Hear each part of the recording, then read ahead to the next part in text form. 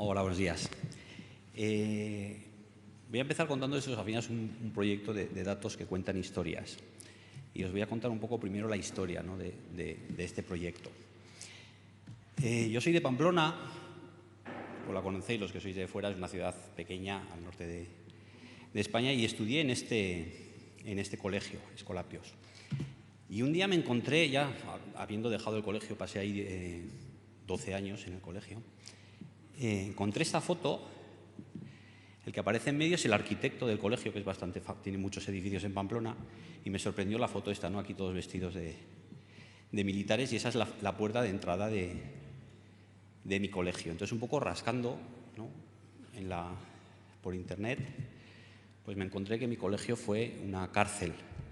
Desde los inicios de la guerra fue la cárcel de la Junta Carlista. Entonces, probablemente lo que para mí durante 12 años había sido una cárcel, pues había sido una cárcel de verdad, y probablemente la clase donde yo estudiaba matemáticas o ciencias había sido una celda donde habían torturado y asesinado gente. Yo vivía muy cerquita de esta plaza, que eso que veis al fondo es como veis por los carteles, es una sala de exposiciones. Esta fuente en invierno pues es la pista de patinaje sobre hielo, ¿vale? Yo vivía por ahí. Entonces, un poco también, de repente, buscando picado por la curiosidad, pues encontré que debajo de esa cúpula pues están enterrados Mola y Sanjurjo, que son los líderes del golpe franquista. Sanjurjo murió cuando venía a tomar el mando de las fuerzas y le sustituyó Franco, ¿no?, que fue el dictador aquí en España. Y el señor que va sin traje militar es el conde de Rodezno, que es el que da nombre a esa plaza, y son pues los tres. Fue el que financió ese golpe que luego derivó en la guerra civil. Y entonces me iba encontrando con historias desconocidas para mí, que habían sucedido pues muy cerquita mía y de las que nadie hablaba. Siguiendo indagando, el primer asesinado de la guerra es este Virgilio Leret, que era también de Pamplona, aunque fue asesinado en Melilla, porque era el capitán de la base aérea y fue el único que se resistió al golpe. Virgilio Leret es el inventor del avión a reacción, y fuera de España está considerado a la altura, por ejemplo, de Lindbergh, que es el que primero cruzó el Atlántico en solitario, ¿vale? Es un personaje que aquí en España es completamente desconocido. De hecho, hay un documental que es El Caballero del Azul, ¿vale? Este es el póster, que estuvo durante un tiempo en la carta de Televisión Española, y ya no es posible encontrarlo, ¿vale? Entonces empezamos a hablar de datos cerrados, etcétera. Este es el monte, esto es lo que se ve más o menos desde mi casa. Es un monte que es la cornisa norte de Pamplona, y allí arriba, que veis unas antenas, había un fuerte, se suponía, para defendernos de los franceses, ¿vale? El fuerte de San Cristóbal. Pues bueno, pues ahí también durante la guerra fue una prisión militar donde murieron más de 600 personas, que están enterradas a lo largo por el monte, que es un monte donde yo suelo ir a pasear con mi perro, ¿vale? Le llaman el cementerio de las botellas porque en cada cadáver que se encuentra suele aparecer una botella donde está el expediente, ¿no?, el nombre de esa persona, ¿vale? Entonces hay también otro documental sobre ese fuerte. Entonces, hace unos años se publicó este libro que contaba todas estas historias que yo desconocía, pero claro, es un libraco así, gordo, en papel, y al final del libro aparece un listado con las 3.000 personas asesinadas en Navarra. Y intentamos pedirles que nos dejasen ese listado y no hubo forma. Entonces, en las primeras jornadas de periodismo de datos, se celebraron hace 2 años en Barcelona, en el Hackathon, pues presentamos como proyecto de periodismo de datos el convertir ese libro, ese listado en papel, en una aplicación interactiva. Tuvimos que escanear ese libro, pasarle el OCR, utilizamos Tabula, es una herramienta para sacar datos de PDFs, diseñada por Manuel Aristarán, que yo creo que alguna vez habrá estado por aquí muchas veces. Limpiamos todos esos datos con OpenRefine y conseguimos sacar una serie de visualizaciones y gráficos con aquellos datos. Entonces, bueno, este fue el equipo del del hackathon, nos dieron el premio al mejor proyecto de periodismo de datos y seguimos un poco trabajando en este proyecto a lo largo de estos 2 años. Entonces eso, vidascontadas.org es un poco lo que ha ido recogiendo la información que hemos recopilado y al final, ¿qué queremos que sea Vidas Contadas más allá de ese primer prototipo? Pues queremos que sea una herramienta interactiva que nos permita realmente recoger toda la información, todas estas historias de una manera sistemática, integral, abierta y colaborativa, ¿vale? Entonces, eso es un poco el objetivo de Vidas Contadas y lo que nos gustaría hacer o darle un empujón estos días aquí, en Media Lab. Vale, bueno, me salto un poco los objetivos. Dentro de lo que hay muchos repositorios. Realmente hay muchas asociaciones, los partidos políticos, los sindicatos, cada uno ha intentado crear su pequeña base de datos.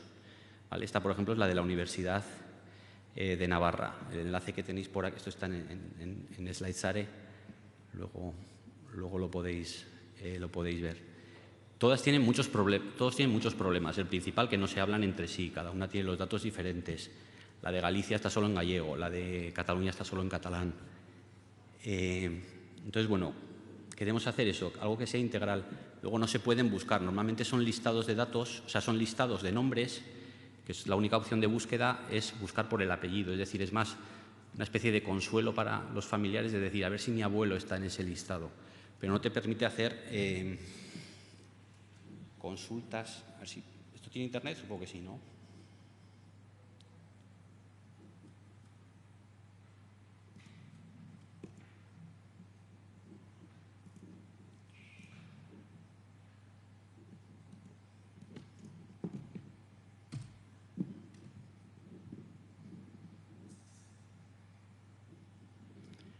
Es un poco un análisis, una crítica de lo que veíamos que se podía mejorar. O sea, este tipo de búsquedas, o sea, tienes que saber lo que buscas. No puedes hacer una exploración de datos, no puedes saber cuántas, como no se pueden descargar esos datos, no puedes saber cuántos eran hombres, cuántos eran mujeres, a qué partidos pertenecían. Es decir, esto una vez que esto lo scrapeamos con Scrappy, sacamos todos los datos y entonces ya puedes empezar a hacer exploraciones.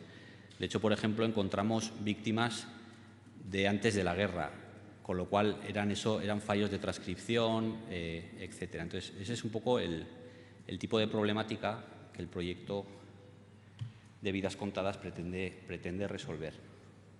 Y un poco el esquema de trabajo con el que hemos ido trabajando y que hemos ido depurando y que queremos ampliar aquí.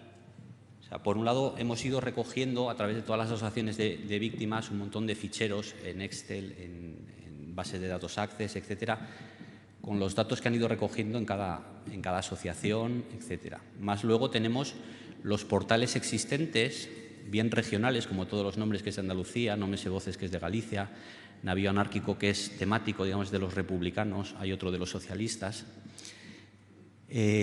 Unificar todos esos datos, para procesar todos estos necesitamos construir algún scrapper usando Scrappy o Importaio.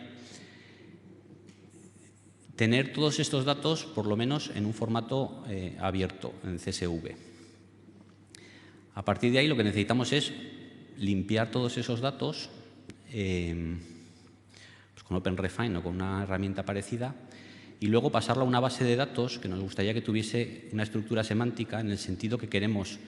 Normalmente estos ficheros tienen el nombre, fechas, tienen un montón de contenido diferente. Entonces queremos separar lo que es la información de personas, información personal, nombres, edades, lugar de nacimiento, profesión, etcétera, de lo que son lugares en los que sucedieron cosas y de lo que son tiempo, los eventos que sucedieron. Y esto todo está relacionado, ¿no? A una persona le sucedió algo en un lugar, en un momento, ¿vale? Y a partir de ahí crear visualizaciones.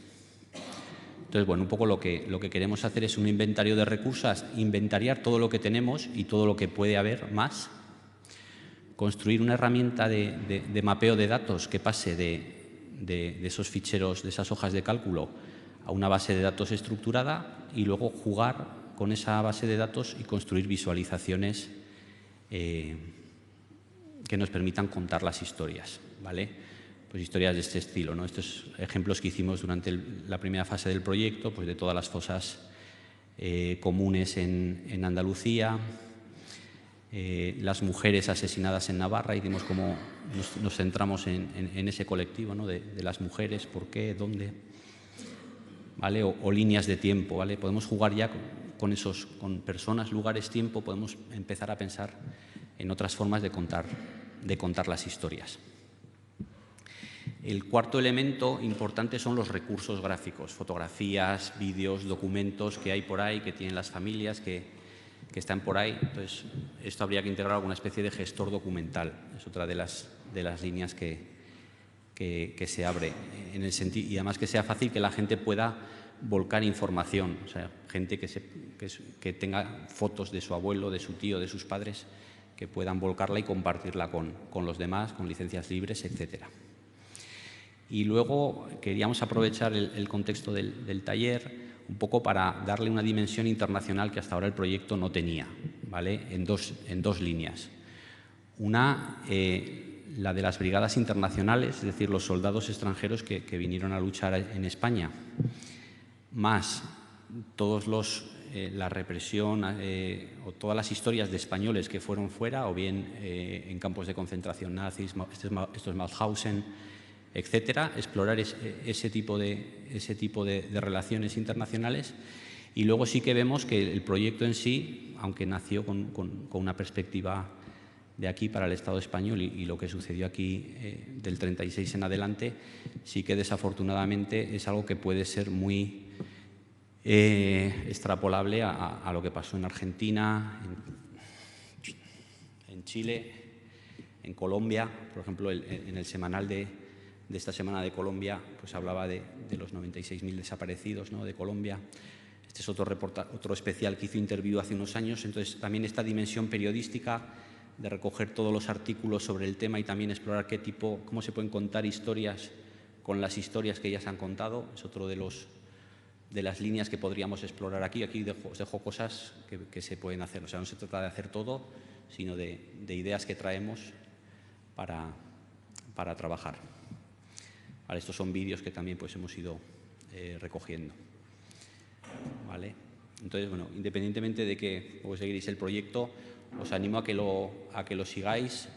Tenemos también ahí como una especie de campaña de amapolización, ¿no?, para dar el apoyo al proyecto. El logo del proyecto es la amapola, que siempre ha sido un poco una flor símbolo, ¿no?, de las cunetas. Y nada, ese es el proyecto en el que queremos trabajar estos días. Gracias.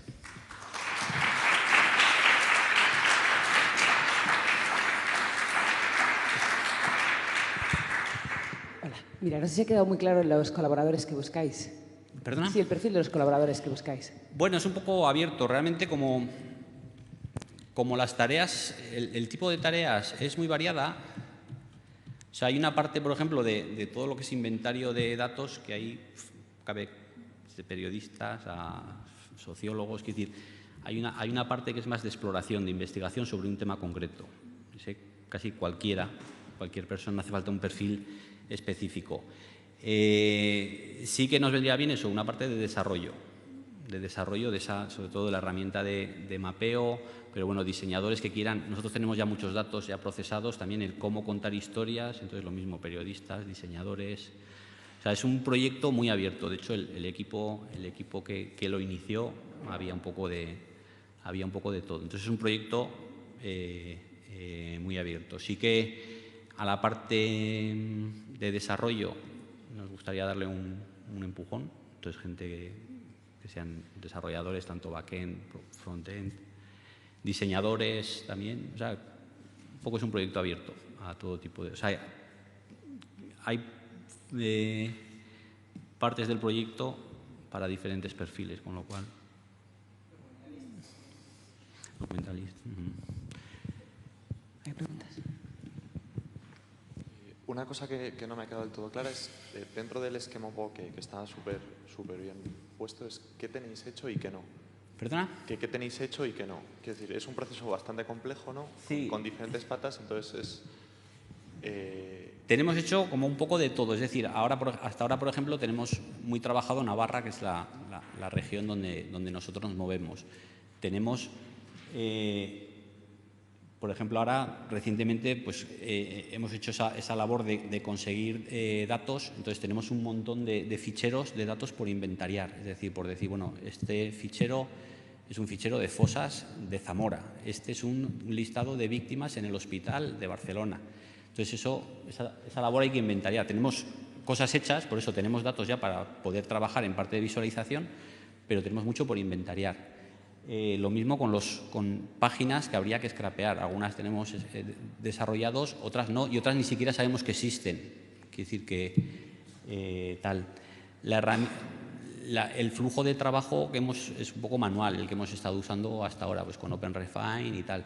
Sí que creemos que con una interfaz web sencillo, sobre todo de mapeo de datos, es decir, yo tengo una hoja de cálculo con una serie de columnas y de una manera sencilla que se pueda casi arrastrando, el poder decir, bueno, esto es el nombre, esto es la fecha de nacimiento, esto es decir, darle un contenido semántico. Entonces, ya tenemos un par de colaboradores que nos han contactado, entonces es una de las herramientas que nos gustaría trabajar. Y luego, sobre todo, toda la parte de contar historias, de ver qué formas hay de contar historias. Entonces, nosotros tenemos mucha experiencia en trabajar con mapas, con herramientas de visualización. De hecho, por ejemplo, eso en la web en la que proponíamos el proyecto, que he visto que hay talleres, que dicen, nosotros podemos dar algún taller si encaja con la línea, pues eso, de OpenRefine, de CartoDB, de 3JS. Quiero decir, la idea es un poco aprender entre todos y jugar. Y una segunda cosita es sobre la estructura semántica que estabas comentando. ¿La tenéis ya más o menos definida, las ontologías? No es tanto, o sea, no es que vaya a ser en RDF ni nada. Es más en ese sentido de dividir la información en esos cuatro conceptos y las relaciones entre ellos. Entonces eso sí que lo tenemos más o menos relacionado, pero no, o sea, no creo que haga falta hacerlo en RDF ni con una ontología en OWL ni nada, sino simplemente es eso, es persona, lugar, evento y recurso. Entonces jugar con esos cuatro, qué relaciones puede haber entre ellos. Siguiendo un poco más esta pregunta, Wikipedia ahora está también taxonomizando los contenidos y evidentemente tendrá lugares, personas, tiempos y tal. ¿Tienen una herramienta para generar estas ontologías que es software libre? Ah, sí. Es Wikidata. Bueno. Quería saber si podíais aprovechar este recurso. Pues no lo habíamos planteado, pero sí, porque un poco la idea del final es que eso, que fuera una especie de, o sea, que esto sea una especie de Wikipedia, eso que se pueda, o sea, que la gente luego pueda aportar contenidos y... Las mismas herramientas MediaWiki y el plugin para taxonomizar están disponibles para descarga. Vale. ¿Tú tienes experiencia? Bueno, Josep estuvo en el equipo inicial de Vidas Contadas, estuvo allí en Barcelona. No tengo experiencia, pero lo tengo preparado para hacer a julio. Ajá. Y el árbol es solo ríos. Ajá. O sea, a partir de los ríos, es decir, que nos encontraremos. Ajá. Pues ya... Porque vosotros tenéis mucha información al lado de los ríos. Pues ya nos veremos por aquí. Ya me contarás. Pues muchas gracias. Venga.